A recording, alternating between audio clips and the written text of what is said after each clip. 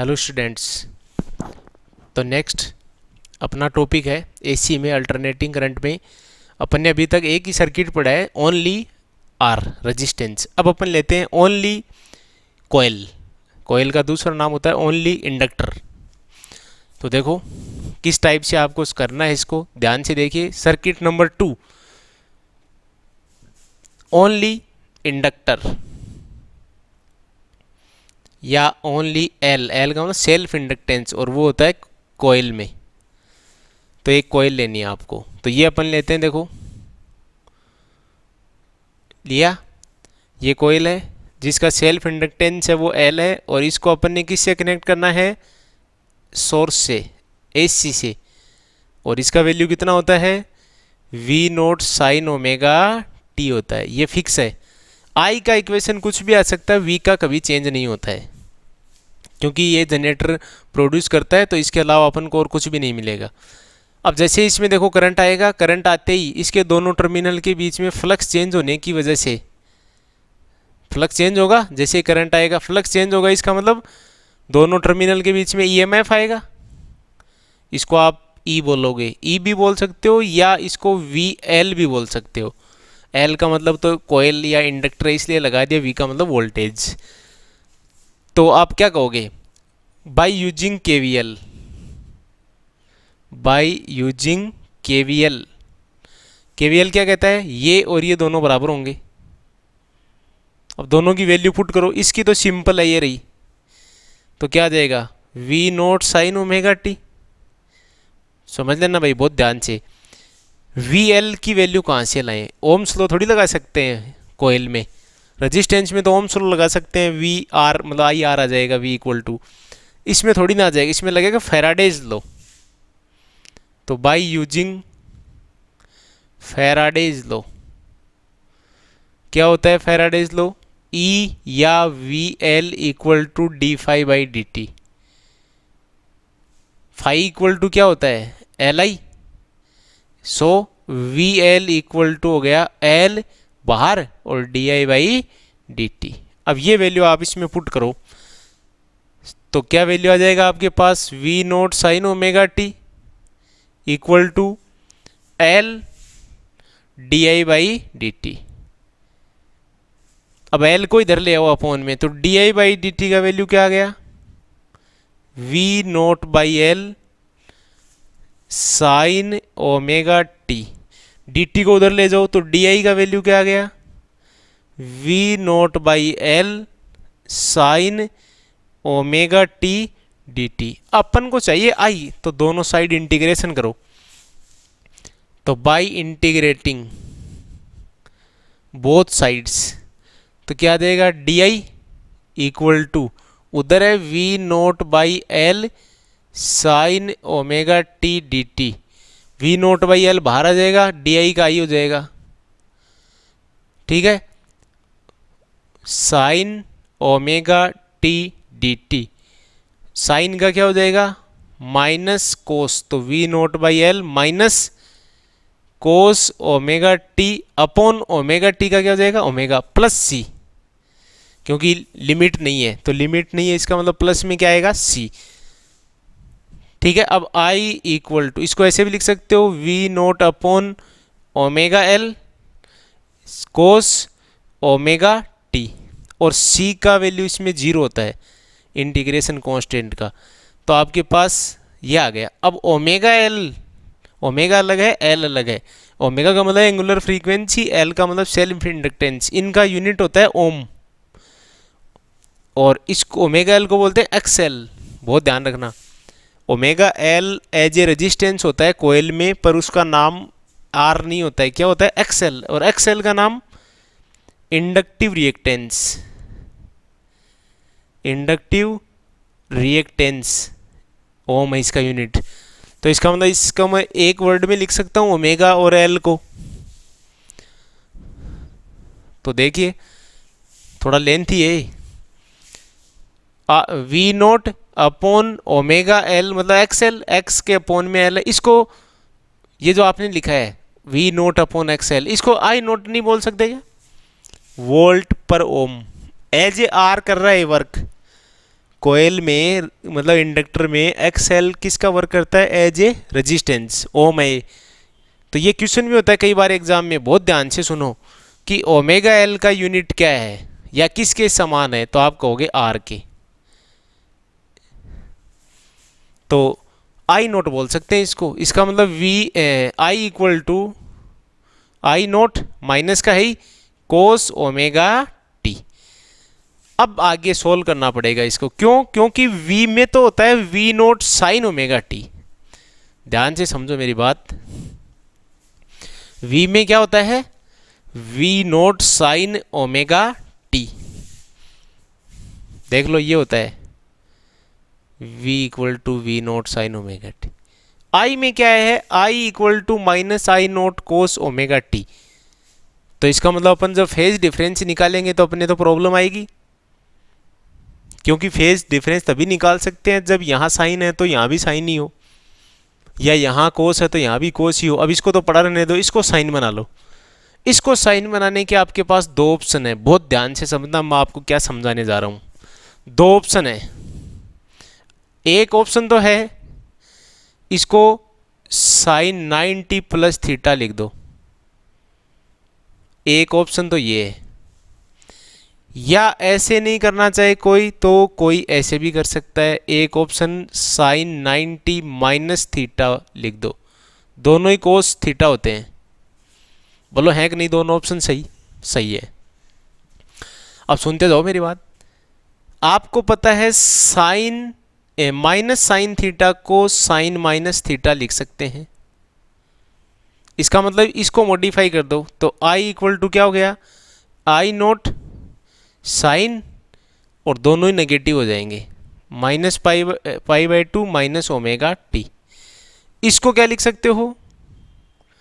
आई naught sign, ये minus हो जाएगा वो प्लस हो जाएगा, तो माइनस पाई बाई टू। समझ में सब? अब ध्यान से देखो, मेरे पास दो चीज़ें आई हैं जिनको मैं बंद कर रहा हूँ, एक इसको एक इसको। अब मैं इन दोनों से फेज डिफरेंस निकालता हूँ, क्योंकि आप कई सोचेंगे अब सर कौन सा लें, दोनों ही सही है। तो अब देख लो, आपको खुद को पता चल जाएगा। v का तो यही रहेगा, इसका भी ये ठीक हो गया, इसका भी ठीक हो गया। अब मैं फेज डिफरेंस निकालता हूँ। फाई इक्वल टू होता है phase of voltage, voltage phase minus current phase. तो फाई इक्वल टू वोल्टेज की फेज तो ओमेगा टी है दोनों में ही, माइनस पहले ये ले रहा हूं मैं minus pi by to minus omega T. बोलो ये क्या हो गया? ये हो गया omega T plus pi by two plus omega t. तो इसका मतलब ये हो गया 2 omega T plus pi by to. इसका तो ये आ गया। अब मैं दूसरे का करता हूं, इसका करता हूं नीचे वाले का। फाई इक्वल टू इसकी तो वही है अब भी, माइनस इसकी लिख लो अब ये ऐसे ऐसी omega t minus pi by to. इसको सोल्व करो तो omega t minus omega T plus pi by to हो गया, इसे कट जाएगा तो फाई का वैल्यू हो गया प्लस पाई बाई टू। किसकी फेज में से किसकी फेज माइनस किया? वोल्टेज में से करंट वाली फेज को मैंने माइनस किया तो मेरे पास प्लस पाई बाई टू आया। मतलब इसकी फेज जो है, इसकी फेज में से इसकी फेज को माइनस किया तो प्लस पाई बाई टू आया। इसका मतलब वो आगे है, आगे का मतलब बड़ा है वो, तभी तो प्लस आया है। जैसे मान लो ये 5 है ये 2 है तो 5 माइनस 2 3 आएगा, किसका बच गया? वो इसका बच गया। तो आप कहोगे 5 प्लस पाई बाई टू का मीनिंग होता है वोल्टेज अहेड है। अहेड का मतलब आगे है करंट से, या ये कह दो करंट पीछे है। कितना डिग्री? 90 डिग्री। अब ये तो ठीक है, पर आप अब मेरे से क्वेश्चन कर सकते हो कि सर इन दोनों में से अपन लें कौन सा? तो मैं कहूँगा ये लोगे आप। अब इसका कारण ये क्यों लेंगे, ये क्यों नहीं लेंगे? कारण ये है, इसमें आपको साफ पता चल गया कि कौन आगे है कौन पीछे है। वोल्टेज 90 डिग्री आगे है करंट से, इसमें कोई पता चला सकता है? किसी को पता चला कितना डिग्री आगे है कौन है? क्यों? क्योंकि ओमेगा टी की वैल्यू तो अपनी मर्जी है, अपन कितना भी ले सकते हैं। जैसे मान लो मैंने आपको कहा 10 डिग्री लिया तो 10 को 2 से मल्टीप्लाई करो 20, 20 प्लस 90 कितना हो गया 110। कोई कहेगा मैं 0 लूँगा, तो 0 को 2 से 0, 0 मतलब 90। तो कोई कहेगा मैं 50 लूँगा, 50, 100, 100 मतलब 190 हो गया। तो आप इससे नहीं बता सकते कितना फेज है, तो ये छोड़ दो।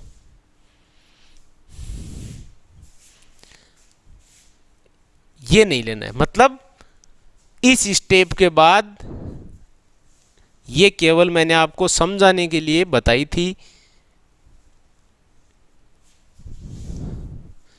सीधा आपको ये लिखना है, यहां लिखता हूं मैं I इक्वल टू माइनस का I naught sine 90 minus theta, ये लिखना है।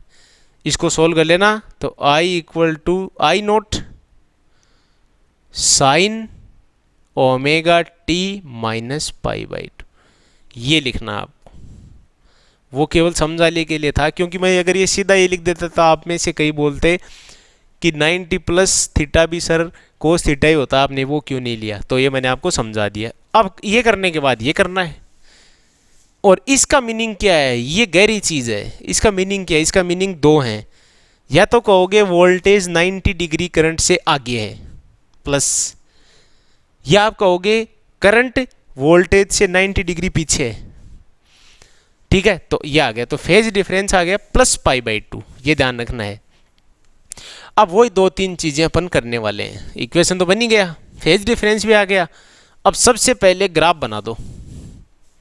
सबसे पहले क्या बना दो, ग्राफ। तो ये लो ग्राफ, ये तो हो जाएगा तुम्हारा टी, ये क्या हो जाएगा आई बी और वी बी प्लस माइनस। अब सबसे पहले v का तो छेड़ना ही नहीं है, एक 0 t/4 t/2 3t/4 और t, इसको तो कोई हाथ भी नहीं लगा सकता, ये तो फिक्स है, परमानेंट है। ये तो v का है, क्योंकि ये इसी जनरेटर से प्रोड्यूस होता है, इसको अपन नहीं छेड़ सकते हैं। अब अपन बात करें कि I की लाइन बनाओ, तो I फेज डिफरेंस अभी मैंने निकाला था, फेज डिफरेंस का वैल्यू प्लस पाई बाई 2 आया था। प्लस पाई बाई 2 का मतलब वोल्टेज आगे है, अहेड, या करंट लैग्स बिहाइंड। कितना डिग्री, 90। इन सब के बीच में 90 डिग्री का गैप होता है, इनके भी 90 90 90 90 360 डिग्री हो गया। मतलब ऐसे तो होता है इस टाइप से। तो सब के बीच में 90 डिग्री का डिफरेंस है, चाहे 0 हो, चाहे t/4 हो, चाहे t/4 हो, t/2 हो, चाहे ये और t/4 हो, और ये और चाहे t हो। ठीक है, तो करंट पीछे है, पीछे का मतलब इससे नीचे से शुरू करो, कम माइनस से शुरू करो ऐसे, और यहीं आओगे आप, इसके आगे पीछे नहीं जाओगे, क्योंकि इनमें 90 डिग्री का गैप है। फिर यहाँ आओगे, क्योंकि ये गैप सेम रहना चाहिए, ये या ये, और या आप आगे जाओगे तो ये आई की लाइन है।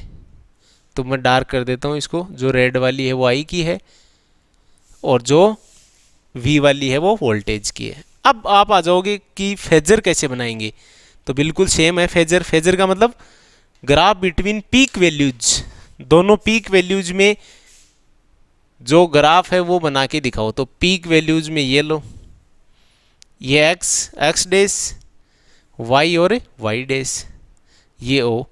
तो सबसे पहले किसकी लाइन बनेगी, वी नोट की बनेगी। तो ये लो, आपकी मर्जी है, कहीं भी बना दो। कोई अगर यहाँ बनाता है नीचे तो भी ठीक है, ये भी ठीक है। कितने एंगल पे, ओमेगा टी पे, क्योंकि उसकी फेज ओमेगा टी होती है, V equal to V naught sine omega t. अब आई की बनाओ। आई कहाँ है, आई 90 डिग्री पीछे करो, इससे इस लाइन से 90 डिग्री पीछे करो। ये रहा, छोटा बड़ा आप कितना भी कर सकते हो लाइनों को, पर ये 90 डिग्री होना चाहिए पूरा।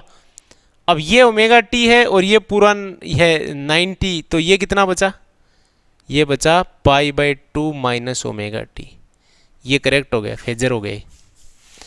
अब अपन आगे चलते हैं, तीसरा सर्किट समझाता हूं मैं आपको। ओनली कैपेसिटर, ओनली कैपेसिटर, केवल एक कैपेसिटर हो तो क्या करेंगे। तो इसमें थोड़ा अपन को टाइम लग गया, तो आगे वाले में अब अपने दिक्कत नहीं आएगी। देखो, तीसरा सर्किट है ओनली कैपेसिटर, कैपेसिटेंस जिसका अपन C ले लेंगे, ओनली C। तो ये लो कैपेसिटर, दोनों लाइनें बराबर कर दो, जिसका कैपेसिटेंस C है। किससे कनेक्ट करना है इनको? अल्टरनेटिंग सोर्स से कनेक्ट करना है। तो ये लो, कितना वैल्यू होता है इसका? V equal to V naught sine omega t. जैसे ही आप इसमें करंट चार्ज फ्लो करोगे तो यहाँ मान लो प्लस आ गया, ये माइनस या प्लस माइनस, तो इसके दोनों टर्मिनल के बीच में वोल्टेज आ जाएगा VC। V के अपॉन में C है। VC का मीनिंग है voltage between both plates of capacitor. KVL लगा दो, तो बाय यूजिंग KVL ये दोनों बराबर होंगे। KVL का मतलब यही होता है, दोनों एनर्जी कंजर्वेशन, दोनों बराबर कर दिया करो। अब इसका वैल्यू तो फिक्स है, V equal to V naught sine omega t. इसका वैल्यू कहाँ से लाएंगे? अब न तो ओम्स लॉ लगा सकते कैपेसिटर में, नए फैराडे लगा सकते, नए लेंज लगा सकते। तो आप याद करो कैपेसिटर में C इक्वल टू क्या होता है? QV। C इक्वल टू होता है QV, VC मतलब वोल्टेज C का। तो VC का वैल्यू होता है Q by C, Q equal to CV। ये होता है Q इक्वल टू क्या होता है? CVC। तो VC equal to Q by C, ये लिखो आप, ये कैपेसिटर वाले चैप्टर में था। तो क्या देगा? V naught sine omega t Q by C। C इधर ले आओ, तो Q equal to CV naught, अलग अलग है C और V naught, sine omega t. अब Q से I बनाना है तो डिफरेंशिएशन करो। तो by differentiating with respect to time दोनों साइड, तो dQ बाई dt I हो जाएगा। ये CV नोट का होगा नहीं डिफरेंशिएशन क्योंकि कांस्टेंट है, साइन का कोस ओमेगा टी और ओमेगा टी का ओमेगा। इसको क्या बोलेंगे? I। इसको आप ऐसे लिख लो, ओमेगा CV नोट, मल्टीप्लाई कर दिया इन तीनों को, अलग अलग है, ओमेगा अलग, C अलग, V नोट अलग, कोस ओमेगा टी। अब इस चीज को मैं ऐसे लिख रहा हूं, ध्यान से देख लेना, I equal to V naught upon 1 upon omega C। Omega अलग है, C अलग है। देखो इसको, इस चीज को ऐसे लिख सकते हैं क्योंकि ये ऊपर जाएगा तो वापस वही हो जाएगा, कोस omega T. 1 upon omega C भी ओम ही होता है। जैसे अभी देखा था आपने, ओमेगा L को ओम बोलते हैं। इसका नाम होता है XC, एक्स के अपॉन में C, और नाम है कैपेसिटिव रिएक्टेंस। यूनिट ओम होता है इसका, मतलब एज इक्विवेलेंट R समझ लो आप, R नहीं, रेजिस्टेंस में तो R, कोयल में XL और कैपेसिटर में XC, capacitive reactance. It means I equal to क्या हो गया? V naught upon XC cos omega t. अब आपको पता है V नोट अपॉन XC मतलब वोल्ट अपॉन ओम, I हो गया, नोट लगा हुआ है तो नोट लगा दो, कोस ओमेगा टी। अब यहाँ पहुँच गए आप।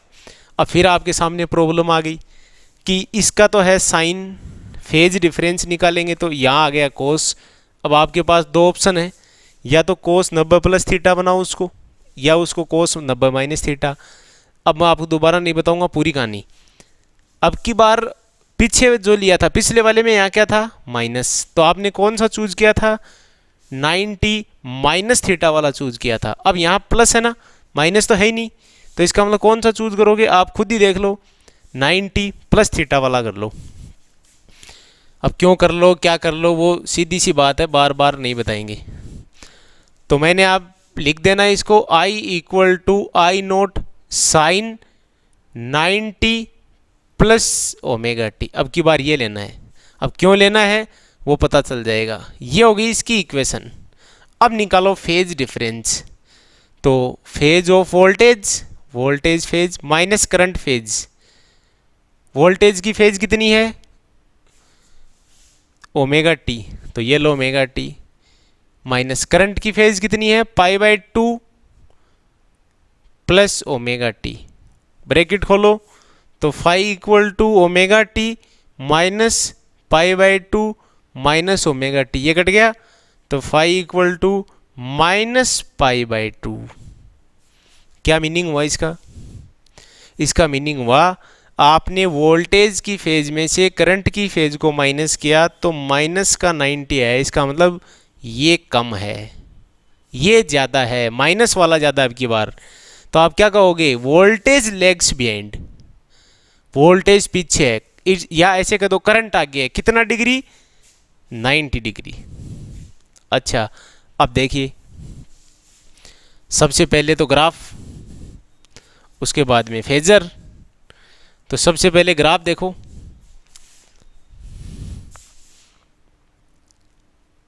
ग्राफ v और i का t के साथ, मतलब तो ये t हो गया, ये i भी है और ये v भी है, प्लस माइनस, तो v को तो छेड़ना नहीं है, t बाई 2 0, t बाई 4 और 3t बाई 4, ये v है, इसको आप नहीं छेड़ सकते।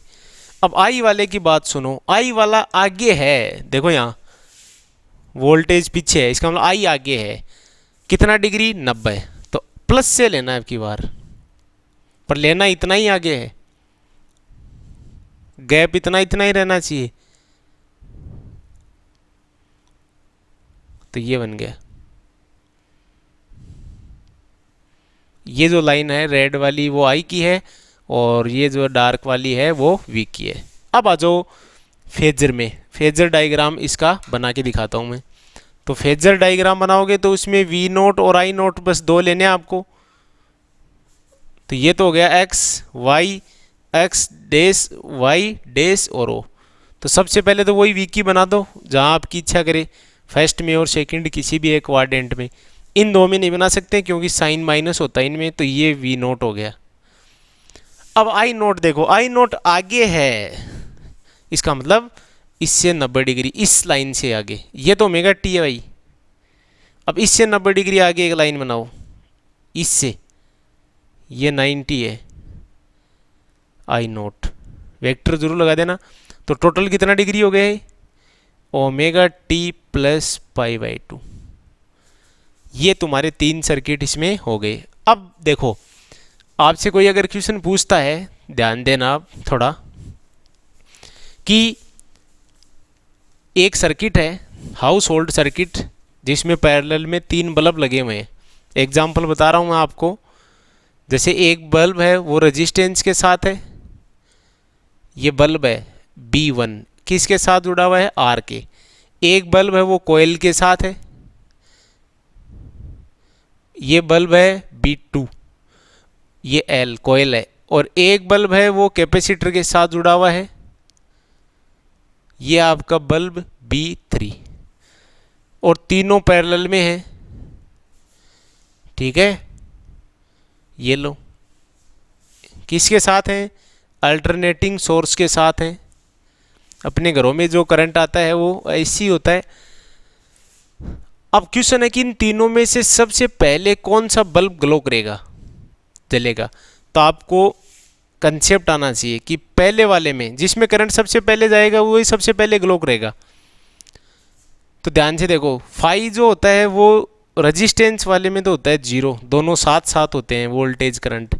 फाई कॉइल वाले में होता है प्लस पाई बाई 2, मतलब वोल्टेज पीछे होता है, करंट पीछे होता है, वोल्टेज आगे होता है। करंट पीछे रहता है, इसमें सबसे पीछे रहता है, इसमें साथ साथ होते हैं। और फाई सी वाले में होता है माइनस पाई बाई 2, इसमें करंट आगे होता है। तो सबसे पहले ये ग्लो करेगा, B3 करेगा सबसे पहले, पहला नंबर। फिर ये करेगा जिसमें साथ साथ है, B1 करेगा उसके बाद में ग्लो 2 नंबर पे, और सबसे लास्ट में इसमें करेगा, मतलब B2 सबसे लास्ट में ग्लो करेगा, क्योंकि इसमें करंट सबसे, देखो इसमें करंट आगे है, इसमें साथ साथ है, इसमें करंट पीछे है, तो इसका ये रीजन है। अब अगर आपको कोई कहे कि दूसरा इसी में समझा देता हूँ मैं, कि अगर मैं फ्रीक्वेंसी इंक्रीज करता हूँ, चेंज करता हूँ, इफेक्ट ऑफ फ्रीक्वेंसी, तो इनकी इंटेंसिटी पे क्या फर्क पड़ेगा, करंट पे क्या? करंट इंटेंसिटी का मतलब होता है पावर, मतलब करंट। जिसमें करंट ज़्यादा है उसका इंटेंसिटी ज़्यादा है, जिसमें कम है उसमें कम है। तो I इक्वल टू, या I naught equal to V naught upon, एक में तो आर, पहले वाले में तो, दूसरा वाला जो बल्ब है B1 में, B2 में I naught equal to V naught upon XL, और तीसरे वाले में B3 वाला जो आपका बल्ब है उसमें वी नोट अपॉन एक्स सी। अब इसको तो क्या बोल, इसमें तो है ही नहीं फ्रीक्वेंसी, तो इस बल्ब में फ्रीक्वेंसी का कोई इफेक्ट नहीं होगा, no effect of frequency. Frequency कम ज़्यादा करोगे तो उसका ग्लो या ब्राइटनेस पे कोई फर्क नहीं पड़ेगा। अब इस पे आ जाओ, इस बल्ब की बात करता हूँ मैं, इसको आप ऐसे भी तो लिख सकते हो 1 अपॉन ओमेगा एल, ओमेगा को क्या बोलते हैं 2 पाई एफ एल, तो इसका मतलब आई नोट इन्वर्सली प्रोपोर्शनल है एफ के, इसकी बात कर रहा हूं मैं, एफ और आई। तो अगर फ्रीक्वेंसी इंक्रीज करोगे इसमें तो इसका ब्राइटनेस कम होगा, और फ्रीक्वेंसी डिक्रीज करोगे तो इसका ब्राइटनेस ज़्यादा हो, करंट। इसको क्या लिख सकते हैं V naught upon 1 upon omega C, तो ये ऊपर जाएगा तो ओमेगा सी वी नोट हो गया, ओमेगा को क्या बोलते हैं 2 पाई एफ सी वी नोट। इसका मतलब आई डायरेक्टली प्रोपोर्शनल है किसके, एफ के, तो फ्रीक्वेंसी कम तो ब्राइटनेस ज़्यादा, फ्रीक्वेंसी कम ब्राइटनेस कम, मतलब इसमें ऐसे वेरिएशन होता है। एफ और ये एक्स ले लो चाहे आई ले लो, तो ये आ जाएगा। Okay, thank you.